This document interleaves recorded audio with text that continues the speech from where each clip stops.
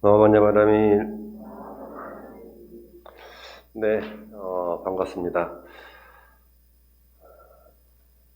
벌써 올해가 열리고 2달이 지나서 2월 달도 하루만 남겨놓고 있습니다. 세월은 유수 같다는 말이, 요즘에 이제 계절이 바뀌는 환절기 때 더 많이 와닿는 것 같습니다. 어제는 비가 왔죠. 비가 왔는데 봄비예요. 보니까 기존에 이제 오던 비하고는 좀 느낌이 사뭇 다른 것 같습니다. 봄에 오는 봄비가 있고 또 여름에 오는 장마도 있고 가을에 내리는 가을비도 있는데 봄에 오는 봄비는 이제 생명을 깨우는 움츠려 있던 대지를 활짝 여는 그런 생명의 비라고 할 수가 있죠.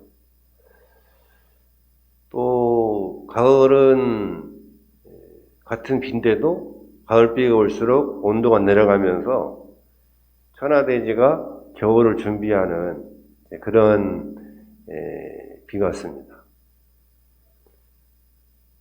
똑같은 비라 하더라도 그 시기와 계절과 환경에 따라 가지고 우리에게는 다르게 다가오는 것 같습니다. 이제 암만 해도 봄이 오고 하면 우리도 좀 활동적이어야 되는데 여러 가지 대외 환경들이 그러지 못하는 것 같습니다. 오늘은 부처님께서 말씀하신 우리가 살아가는 데 있어서 가장 힘든 게 어떤 것이 있는지, 어떤 걸 말씀하셨는지, 물론 이제 부처님께서는 세상을 바라보는 것이 고로 바라보셨죠. 고, 괴로, 두카라고 해서 세상은 괴롭다, 일체 괴고 괴롭다고 받아들이신 거예요. 물론 이제 즐거운 순간이 없는 건 아니지만 괴롭다고 받아들이는 것은 왜 괴롭다고 받아들이느냐? 좀 전에 말씀드린 것처럼 세상이 다 끊임없이 변화하고 또 나라고 하는 실체가 없이 흘러가기 때문에 괴로운 거죠. 근데 사람들은 이제 괴롭다고 생각을 못하고 즐겁다고 생각하기 때문에 거기서 오는 또 생각의 차이로 인해서 괴롭기도 하죠. 고통이라고 하는 것이 현존에 있는 것이 맞다. 이렇게 부처님께서는 세상을 보신 거죠. 어떻게 보면은 세계에 많은 종교가 있고 또 많은 사상이 있고 또 많은 철학이 있지만 일체가 다 괴롭다 이렇게 바라본 종교는 이제 불교뿐인 것 같아요. 어떻게 보면 우리 실상을 여실하게 말씀을 하신 거기도 하죠. 그런데 그 세 가지의 괴로움 있는데 우리 삶을 어렵게 하는 세 가지가 있는데 그것이 바로 이제 전쟁 그리고 질병 그리고 빈곤이다 이렇게 이제 말씀을 하셨습니다. 너무나 당연한 얘기이죠. 전쟁이라는 것은 뭐 일어나면 안 되는 일이지만 전쟁이 한번 일어나면 결국은 모든 것을 앗아가기 때문에 다만 이제 이 전쟁과 질병과 빈곤은 우리들의 삶과 우리들의 마음의 자세가 떨어진 것이 아니라 같이 흘러간다 이렇게 보시면 좋을 것 같습니다. 전쟁이라고 하는 것은 그 참혹함을 뭐 굳이 설명하지 않아도 아실 것 같고요. 부처님 당시에 여러 가지 16개국 사이에서 벌어진 여러 가지 전쟁을 당신 스스로 막기 위해서 전쟁에 나가시기도 하고 말리시기도 하고 전쟁에 참여하기 위해서 나간 게 아니라 전쟁의 참화를 막기 위해서 설득하기 위해서 나가셨던 그런 이야기들도 있죠. 전쟁이 나는 이유는 거창한 이유도 있지만 사실은 작은 서로의 견해 차이가 출발을 해서 전쟁이 발발을 하는 거거든요. 또 내지는 힘이 센 국가 사이에 놓여 있는 나라들이 전쟁을 침공을 당할 가능성이 많은 것도 사실입니다. 세계적으로는 좀 어려운 얘기가 될 수 있겠지만, 전체적인 흐름에 함께하지 않으려고 하는 일종의 독립이나 아니면은 자기 어떤 경제적인 독립을 하고자 하는 나라에 강대국들이 쓰는 방법이 두 가지가 있다고 그러잖아요. 하나는 제일 처음에는 경제 제재를 하고, 경제 제재가 안 되면은 그 다음에는 무력으로 도발하는 그런 수순이 있다 하는데, 그래서 어느 나라든 자기 나라의 국력을 키우려고 노력을 하는 것 같습니다. 우리가 과학이 아무리 발달했다 하더라도 지금 이 순간에 우리 지구상에도 전쟁이 끊이지 않고 벌어지고 있죠. 이제 뉴스에서 보셔서 아시겠지만 우크라이나의 그 전쟁이 발발했죠. 공포에 질려 있는 국민들의 얼굴, 표정들이 너무 마음 아픈 것 같습니다. 원인이 어떻게 됐든 원인은 전문가들이 많이 분석을 하지만 원인이 어떻게 됐든 간에 무력 침공한 러시아의 이 국제적인 책임이나 비난은 면할 수가 없는 거죠. 어떠한 방식으로든 간에 무력으로 어느 국가를 침공하는 것은 옳지 않다. 그래서 빨리 평화를 협정을 맺을 수 있는 단초를 정치인들이 좀 다졌으면 좋겠다. 저도 방송에서 유연하게 들었는데 여러분이 잘 아는 그 인사동 거리 있잖아요. 인사동 거리에 우크라이나에 온 유학생이 한 명 있었대요. 근데 그 사람이 이제 음악을 하는 사람이었던 거아닙니다.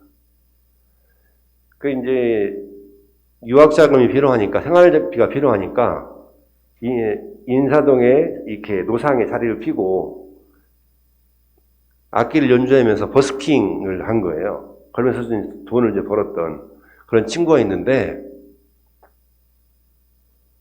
요번에 이제 전쟁이 발발하면서 그 없는 어렵게 마련한 돈을 비행기표를 사가지고 자국으로 들어갔다고 그래요. 들어가면 주위 사람들한테 나는 내 나라를 지키러 간다. 그러니까 유학 온 사람이 이제 큰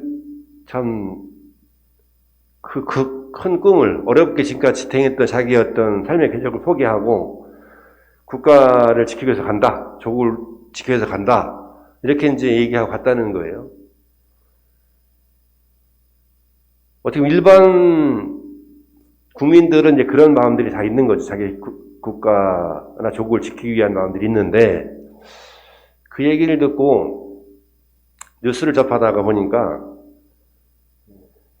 힘 있는 관료들은 이미 다 빠져나갔다고 그런 씁쓸한 뉴스를 봤습니다. 그러니까 힘 있는 관료들은 전쟁나니까 다 해외로 가고 일반 서민들은 조국을 지키기 위해서 본인이 비행기표를 사가지고 조국을 지키겠다고 전쟁의 화마에 휩싸인 본인 나라로 들어가고 그런 일들이 있는데 결국은 전쟁은 힘 있는 유정자들이 벌이지만 피해는 국민들이 다 보게 돼 있다. 어떤 방식으로든 전쟁은 일어나면 안 된다는 거죠. 특히 우리나라는 70년 전에 동족산 간에 큰 아픔이 있었던 나라이기 때문에 다른 나라들보다도 여기 오는 기시감이라든지 아니면은 느낌들이 다르라고 봅니다. 예사롭지 않게 받아들여야 되죠. 그 전체적인 우리나라가 경제 선진국이 이제 작년에 선진국 대열에 올라갔지만 전쟁이 발발하면 아니면 전쟁이 발발하지 않더라도 그런 군사적 긴장 관계가 고조되면 모든 게 숲으로 들어가거든요. 그래서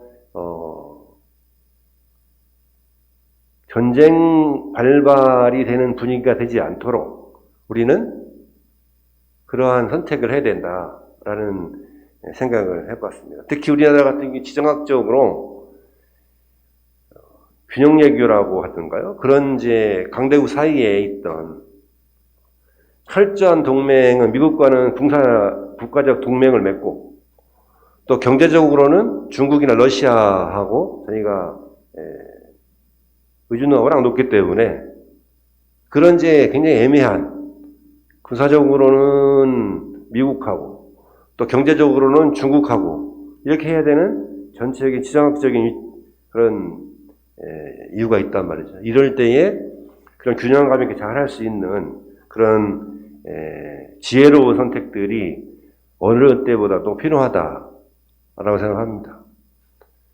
그런 측면에서 정말 담대하고 지혜로운 선택을 하되 평화로운 공존을 할 수 있는 선택을 해야 되겠다 이런 생각을 해보게 됩니다. 어느 때보다도 종교인 저도 그런 생각을 하게 되는 거예요. 평화라고 하는 게 제가 아마 종교인으로서 또 수행자로 살아가지만 전쟁이 일어나는 순간 이런 지금 갖추고 있는 여러 가지 종교인으로서 과연 이것이 가능하냐라는 겁니다. 전쟁이 일어나면 다 물거품 되는 거거든요.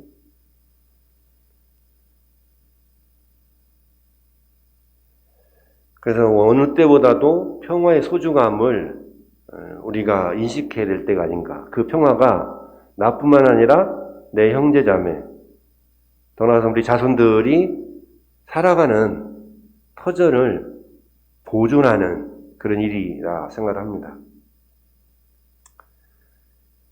전쟁이라고 하는 건 일어나면 안 되는 거다. 어쨌든 전쟁이 일어나면 그 참화라고 하는 것은 이루 말할 수 없기 때문에 그렇습니다. 두 번째로 우리의 삶을 어렵게 하는 것이 질병이라고 그래요. 질병. 질병은 벌써 2년째 전 세계적인 바이러스 유행으로 인해가지고 겪고 있는데 오늘은 몇 명이나 확진되는지 모르겠습니다만은 15만 명, 16만 명, 17만 명 그렇게 하루에 확진이 되잖아요. 그런데 잘 와닿지가 않아요. 사람이 이게 느끼는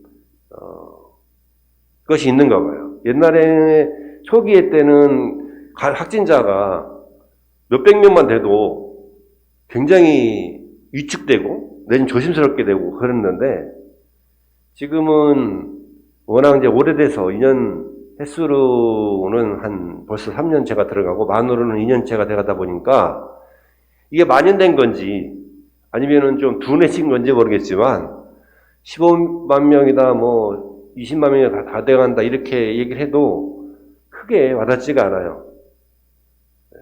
저만 그런가요? 저만 그럴 수도 있지만 그래서 이것이 이제 조금 어떤 전환의 기회가 왔구나 그런 생각을 해보게 됐습니다.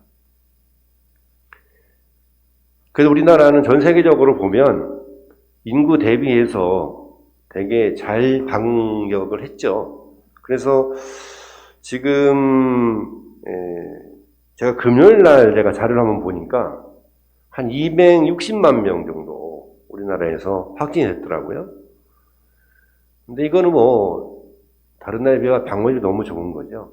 이거는 어느 뭐 누가 잘했다라기보다는 온전하게 우리 국민들이 그런 지침이나 개인 위생을 잘 해주고 또 더 나아가서는 공동체의 구성원으로서 잘 따라준 그런 결과가 아닌가 생각합니다. 전문가들의 예측에 따르면은 30만 명이 넘어가야 된다는 거예요. 그래 정점을 찍는다는 겁니다. 정점을 찍는다는 얘기는 이제 그 바이러스가 우리와 함께 살아가는 균으로 자리 잡는다. 풍토병이죠, 일종의. 풍토병이 되려면 30만 명이 정점을 찍어야 된다. 그래서 보면은 한 4월쯤이면 좀 일상화되지 않을까. 그런 전문가들의 예측이 있습니다. 다만 이제 이 코로나로 인해 가지고 우리가 한 2년 동안 그동안에 해왔던 삶의 궤적이랄까요? 삶의 방식이랄까? 이런 것들이 상당히 많이 변화하고 바뀌었죠.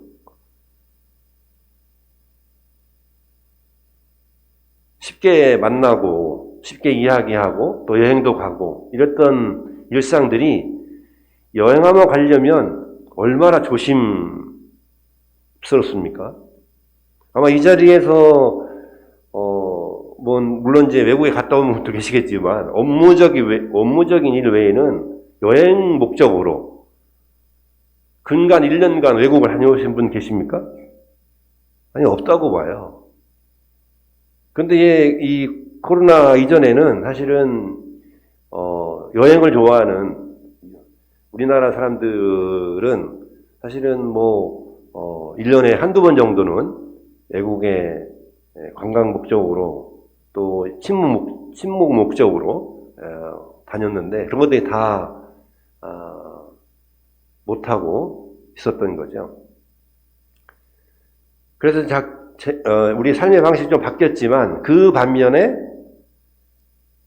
도리어 환경적인 측면에서는 많이 좋아졌다고 그러잖아요. 그래서 우리가 이제 봄에 대해 봐야 되겠지만 겨울 황사가 사라졌어요. 한 번인가 두 번인가 경고 메시지가 뜨고는 겨울 황사가 사라졌습니다. 옛날 겨울 황사가 엄청 심했거든요. 그리고 지금 우리가 살고 있는 지구의 바다의 수질의 질이 오염도가 상당히 개선됐다는 거예요. 이 얘기는 뭐냐면 우리가 덜 움직이니까 상대적으로 그런 반응들이 있는 거죠. 다만 이제 적재되어 있는 것들이 저는 우리가 1년 넘게 2년 넘게 이렇게 코로나를 겪으면서 너무 많은 일회용품을 많이 사용을 했어요. 그게 지금 적재되어 있습니다. 이게 언젠간 우리에게 돌아오는데 결국은 이 질병은 환경적인 것과 연결이 되기 때문에 이제는 우리가 만약에 코로나가 좀 잦아든다면 풍토병으로 자리 잡는다면 그 다음부터 우리가 정말 적극적으로 우리가 2년 동안의 코로나 기간을 겪은 것만큼 더 배로 한 4년 정도는 우리 국민 개개인들이 다 이 환경에 대한 고민들을 함께 해야 됩니다. 그러자면 그러한 남은 숙제들이 결국은 누가 풀어야 되느냐? 우리 자손들이 다 풀어야 되는 거예요. 왜냐면 이 공동체라고 하는 것은 코로나에서 보았듯이 나 혼자 잘한다고 되는 것이 아니거든요. 함께 노력을 해야 되는 거기 때문에 그런 측면에서 이제는 질병 이꼬르 환경이고 환경이 악화되면 질병이 나타나는 거기 때문에 그런 측면에서 우리가 환경에 대한 고민들을 이제는 해야 된다. 명중한 것은 어떠한 시간이 지나더라도 인간의 역사는 세계에 질병이 온다 하더라도 우리가 함께 잘 참고 또 이겨내고 인내하고 또 이겨낸 그런 역사라는 겁니다. 그렇기 때문에 이제는 질병을 걱정할 것이 아니라 질병이 우리 곁에서 풍토화되고 우리 함께하는 감기 같은 바이러스 됐을 때 이후에 우리가 그동안에 그런 자원적인 측면에서 환경적인 측면에서 정말 고민을 깊게 해야 된다는 거예요. 그래야지 살아날 수 있다. 같이 살 수 있다는 거죠. 기후위기라든지 요즘에는 이제 뭐 탄소 중립이라 여러 가지 얘기가 하지만 이것들이 단순한 구호가 아니라 내지는 몇몇 단체들이 해야 되는 그런 숙제가 아니라 우리의 삶 속으로 들어와야 되는 우리 개인들이 그런 고민들을 하지 않으면 살 수 없는 때가 됐다는 겁니다. 환경의 역습이라고 하는 환경은 잘 보존했을 때 그것이 우리에게 큰 생명이라고 하는 가치를 주지만 파괴되면 우리도 같이 파괴된다는 겁니다. 그런 측면에서 이제는 조금 집에서도 일회용품이라든지 이런 것들을 좀 줄이는 그런 노력들을 같이 해줘야 된다는 겁니다. 요즘에 사찰들도 탄소 중립에 관련된 선언들을 하고 사찰들도 일회용품을 덜 쓰기 위해서 굉장히 노력을 많이 합니다. 다만 이제 거기에 따른 지출은 기존보다 일회용 쓸 때보다 더 들어가긴 하죠. 그렇지만 그만큼 효과가 우리에게 돌아온다 라는 측면에서 코로나 바이러스가 이제는 정점을 찍고 우리에게 풍토병으로 자리 잡는다 하더라도 이걸로 인한 여러 가지 환경적인 측면들은 끝나는 것은 아니다. 이제부터는 시작이다. 우리들 같이 노력을 해야 된다. 그런 측면에서 질병이라고 하는 말씀을 좀 드렸고요. 세 번째가 빈곤인데, 빈곤. 가난하게 사는 거잖아요. 가난하게 사는 것은 힘든 일입니다. 우리나라가 국가가 가난할 수도 있고요. 또 개인이 가난할 수 있는데 우리 국가가 전체가 다 가난할 때가 있었죠. 전쟁의 참화로 인해 가지고 정말로 가난한 시절을 겪은 나라이죠. 어떻게 보면은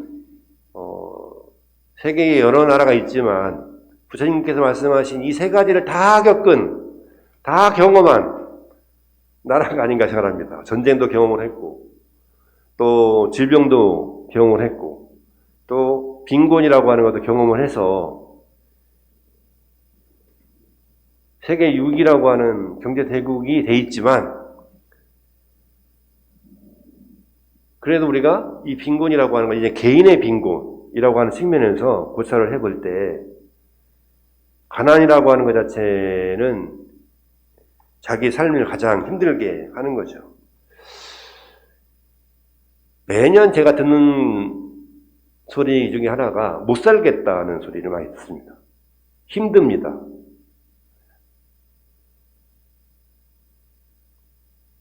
맨날 만나면 못 살겠다는 잘 살고 있는데 맨날 못 살겠대요. 그러니까 맨날 어렵대요.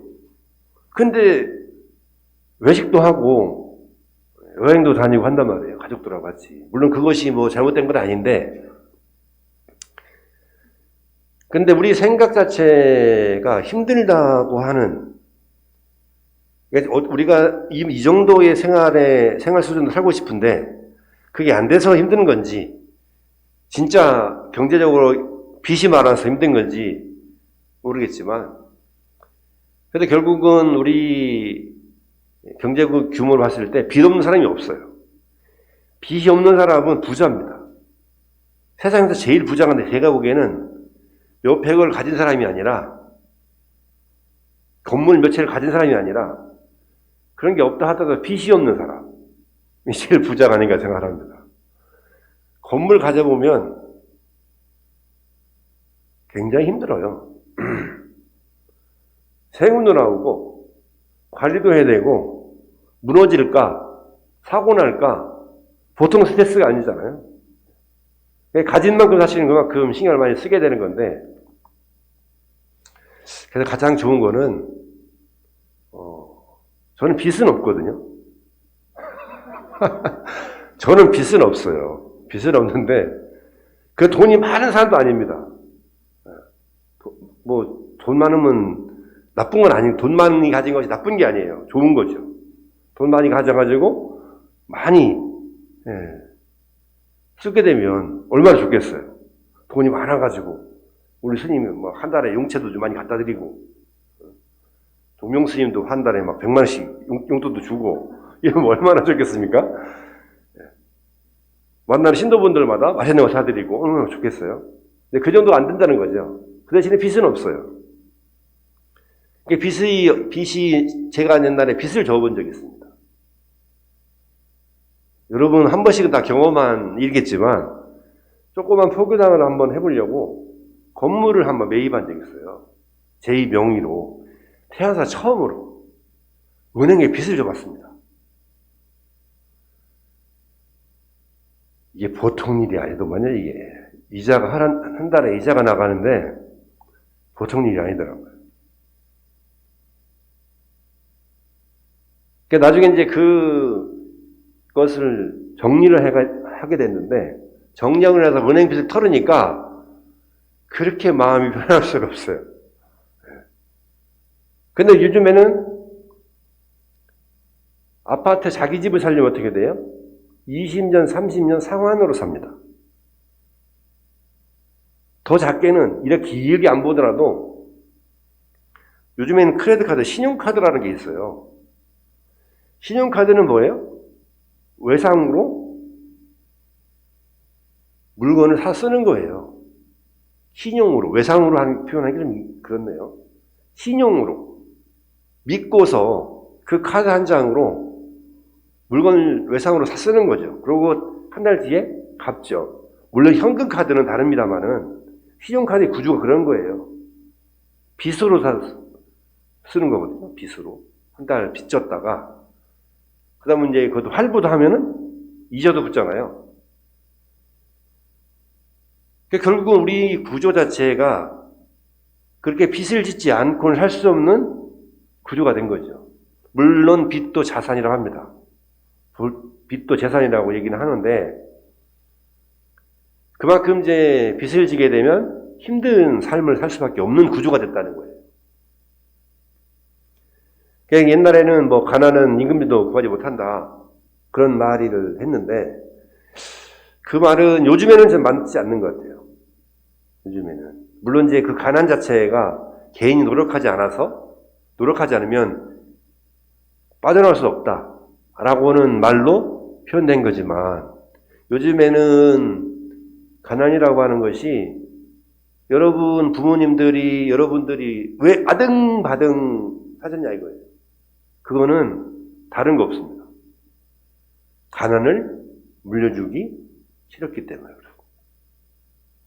저는 우리 대한민국의 근현대사에 이렇게 짧은 시간에 경제가 급성장을 했던 가장 큰 에너지는 우리 부모님들이 자식에게 가난을 물려주기 쉽지 않았기 때문에 그런 거예요.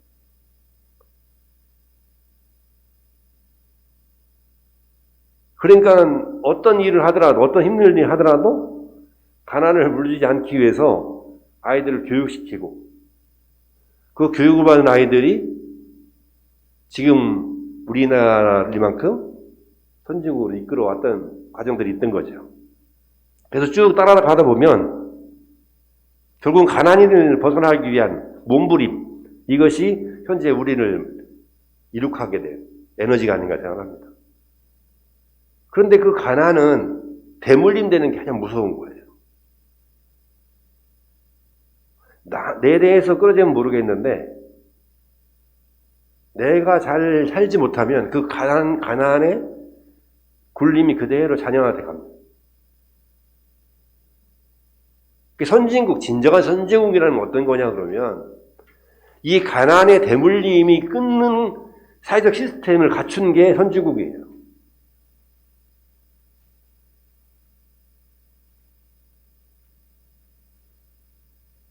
부모가 가난하더라도 본인이 열심히 공부하고 열심히 노력하면 가난에서 벗어날 수 있는 시스템이 사회 구조가 되어야 되는데 우리나라는 그렇지 못한 경우가 많죠.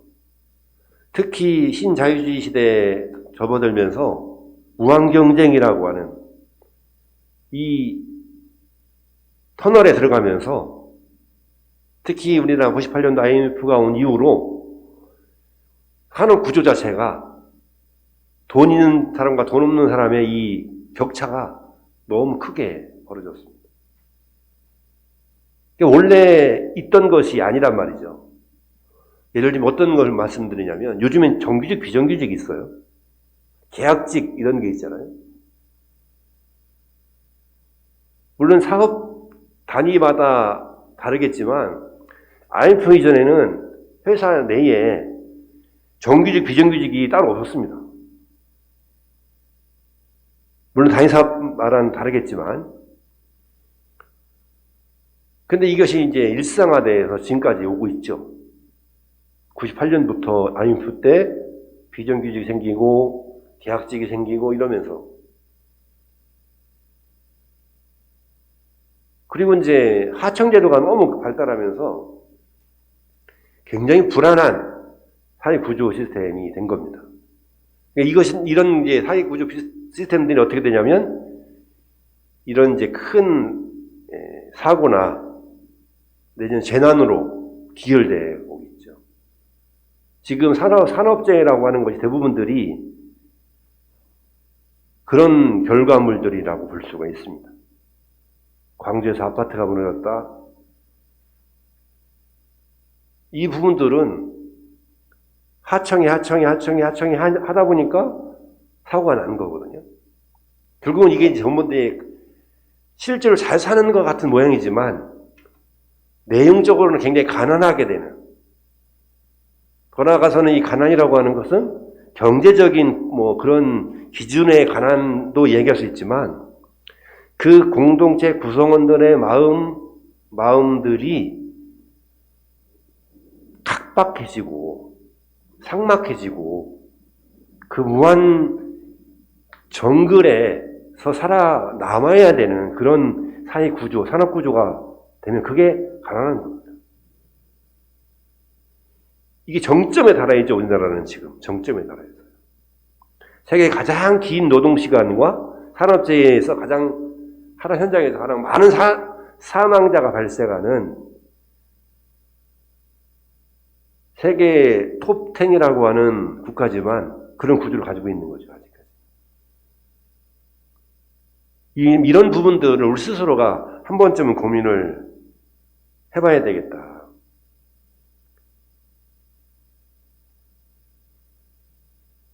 부처님께서 말씀하신 이제 자애로운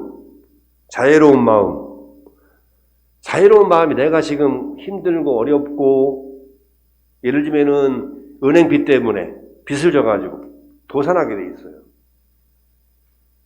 빚에 의해서 굉장히 힘든 삶을 살고 있어요.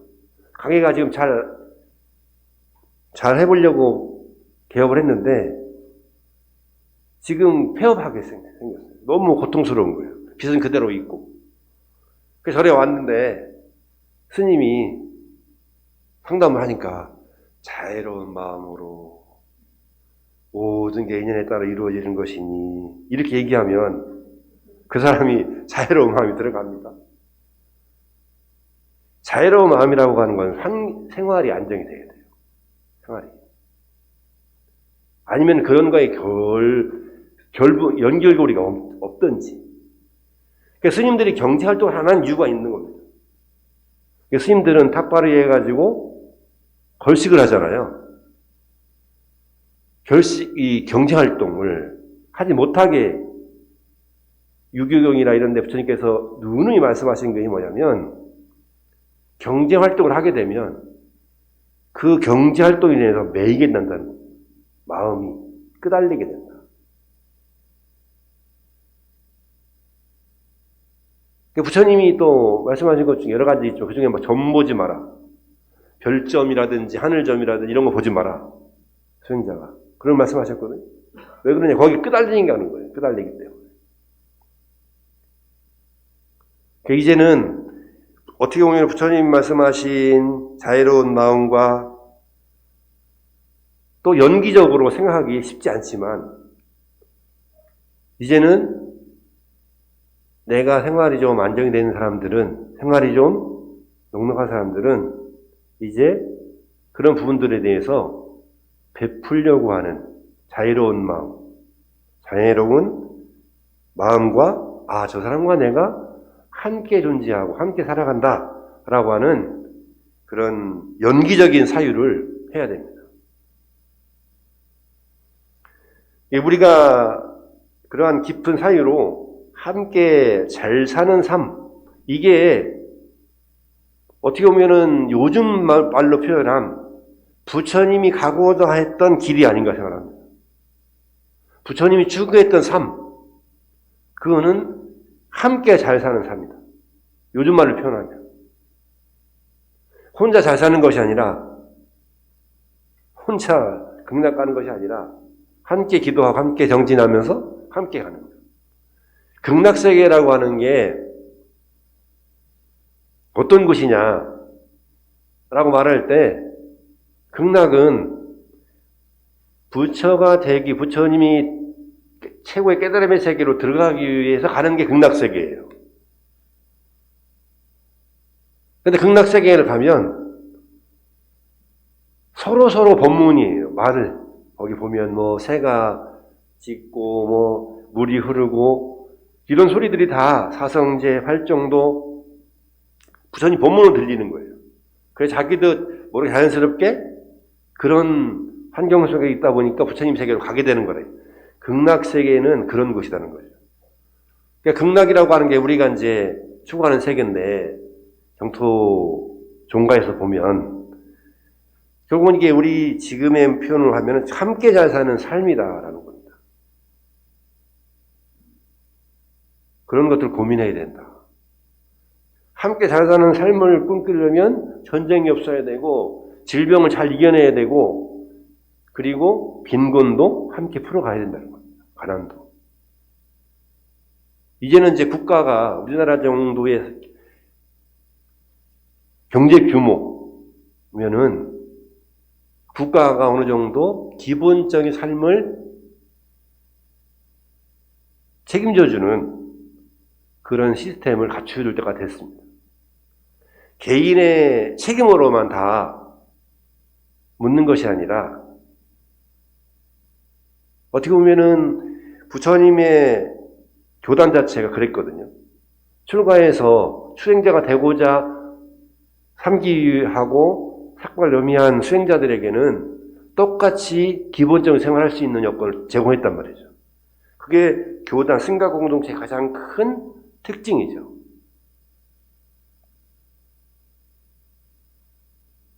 그래서 우리가 함께 잘 사는 삶은 이제 그려봐야 되겠다. 우리가 너무 그렇지 못한 것, 결국은 전쟁도 마찬가지고 빈곤도 마찬가지고 그리고 가난도 마찬가지고 결국은 원인은 탐욕에서 오는 겁니다. 탐욕. 우리가 얼마나 많은 이야기를 그동안 탐욕에 들었습니까? 탐욕에 대해서. 근데 탐욕이라고 하는 거는 탐과 욕은 달라요. 탐은 내가 힘이 없는 내 것이 아닌데 가지는 거예요.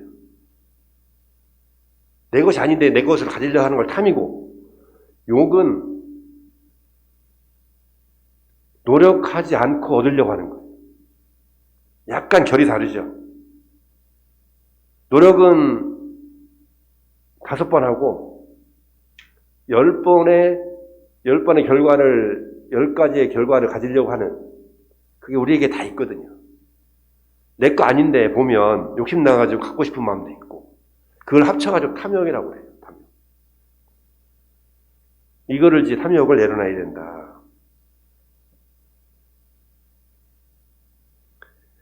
개인이 빈곤에서 벗어나려면 최소한의 그런 이제 자본, 또 생계를 유지하는 기술. 그래서 우리가 이 가난을 벗어나는 데는 세 가지가 필요하다는 거예요. 하나는 기본적인 자본, 그리고 개인이 갖는 기술, 그리고 그 기술을 통해서 꾸준히 노력하는 정진. 이 세 가지가 갖춰져야만이 가난에서 벗어날 수 있다. 라고 말씀을 하십니다.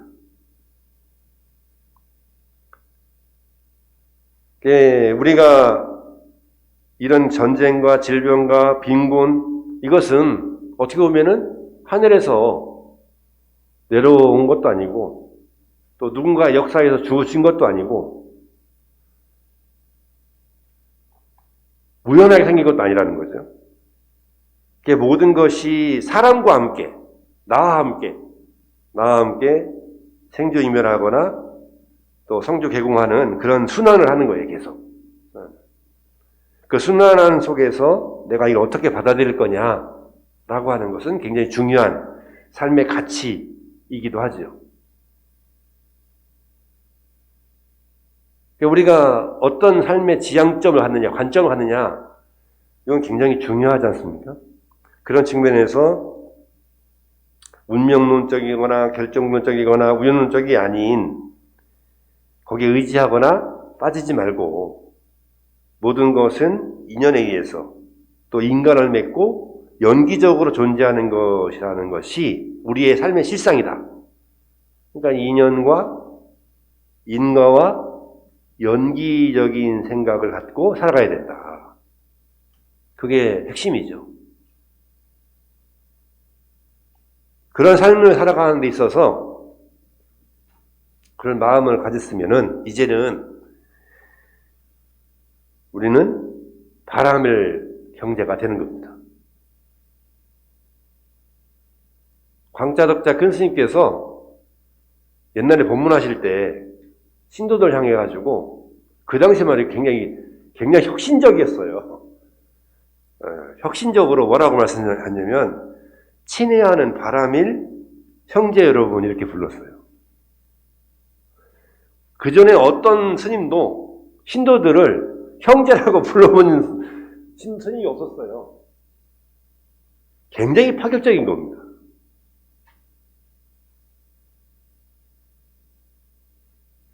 그 옛날에 바라밀 형제 여러분이라고 하는 표현은 제가 보기에는 이건 신행의 혁신이에요. 신행에 대해 전환을 갖는 이야기라는 거예요. 전하, 여러분이 같은 형제잖아요. 그런데 어떤 DNA를 가진 형제냐? 바라밀이라고 하는 DNA를 가진 형제라는 겁니다. 우리는 바라밀이라는 DNA로 연결되어 있는 거예요. 그게 형제인 거예요. 그런데 이 형제라고 하는 순간, 바라밀 형제라고 하는 순간 중생은 아니잖아요. 바라밀 형제라는 바라밀을 실천하는 사람이니까. 이렇게 바라봤던 1층에서 바라봤던 시각하고 저 3층에서 올라가서 바라보는 풍경은 다르죠. 기존에 1층에서 바라보던 시각이 있다면 바라밀 형제라고 하는 것은 쭉 올라가 30층에서 바라보는 그러한 시각이다라는 겁니다.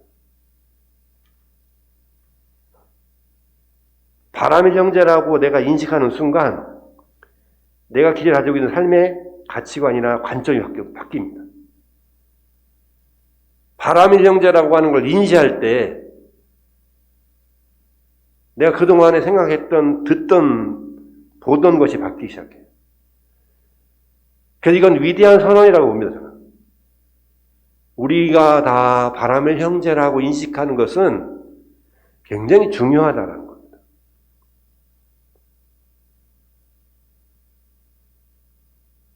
그리고 말씀을 하시죠.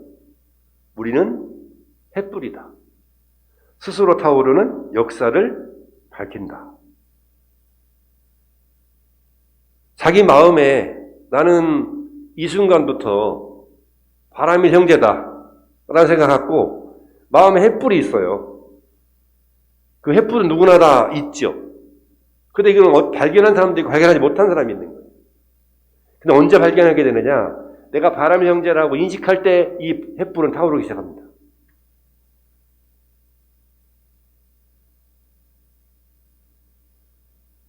그리고 그 횃불은 스스로 타올라요. 스스로. 이게 누가 태워주는 게 아니라 그렇게 바람 형제라고 인식하는 순간 스스로 타오르기 시작합니다. 그리고 굉장한 큰 변화를 갖는데 그게 역사를 만들어요. 어떤 역사? 나의 역사를 만들기 시작하는 거죠. 변화되는 역사. 역사라는 거창하게 스토리, 큰 역사가 있는 것이 아니라 여러분 하나하나가 역사이거든요. 여러분 하나하나가 역사하고 살잖아요. 내 스스로가 역사하고 사는 삶이란 말이죠. 이제는 그 횃불로서 주인공을 살아가는 전환점을 갖게 된다. 그래서 중요한 겁니다. 역사라고 하는 것은 우리가 이제 보리살타, 줄여서 보살이라고 그러잖아요. 보살은 보리와 살타가 합성어입니다. 아시겠지만 보리는 지혜라는 말이고 이 살타라는 말이 중생이로 번역하는데 다른 말로는 역사라는 말로 번역되기도 해요. 역사. 삶의 궤적. 삶의 과정으로 번역되기도 합니다. 왜냐하면 중생은 그 삶의 과정과 궤적을 통해서 이루어지기 때문에 그렇습니다. 그 삶의 과정과 궤적을 보리로 채운다, 지혜로 채운다, 채우는 사람, 그 사람을 보리, 살타, 보살이라고 부르는 거예요. 그래서 우리가 여기서 큰 스님께서 말씀하신 역사를 밝힌다는 것은 내 스스로가 이제는 주인공으로서 당당하게, 담대하게 살아간다. 그런 말이겠죠. 그래서 제가 올해 2달이 흘렀지만 남은 10달을 하나하나씩 본연의 응원으로 채웠으면 하는 바람으로 적어왔거든요. 요거는 오려가지고 집에 가서 오려가지고 냉장고에 앞에 붙여놓고 아니면 출입문에 붙여놓고 나갈 때 들어갈 때 한번 읽으면 좋겠다 생각을 해가지고 보현행원으로 보리 이루리부터 제일 마지막에 한자로 되어 있는 보리 이루리까지가 같은 구절입니다. 같은 구절. 그래서 오늘은 요 구절을 함께 합장한 후에 합송하고 오늘 본문을 마칠까 합니다. 준비됐나요? 우리 집 어린이집에서 가끔 선생님들이 아이들에게 그러더라고요. 준비됐나요? 이렇게 하니까 아이들이 네! 그러더라고요. 네. 준비됐나요? 네. 자, 합장하시고 같이 합성하도록 하겠습니다. 보현행원으로 보리 이루리라. 일체 부처님을 공경하고 예배합니다. 모든 부처님을 찬양하고 칭찬합니다. 모든 보살님과 중생에게 널리 공양합니다. 모든 제업장을 참여합니다. 남의 공덕을 같이 기뻐하고 따릅니다. 섭섭하여 주기를 청합니다. 부처님 세상에 오래 계시기를 청합니다. 항상 부처님의 모든 것을 따라 배웁니다. 항상 중생의 뜻을 따라줍니다. 모든 공덕을 일체 중생에게 해양합니다. 내 생명 부처님 무량 공덕 생명 용맹정진하여 바람일국토 성취합니다. 법계 중생 모두 함께 마하반야 바람일 보현행원으로 보리 이루리. 고맙습니다.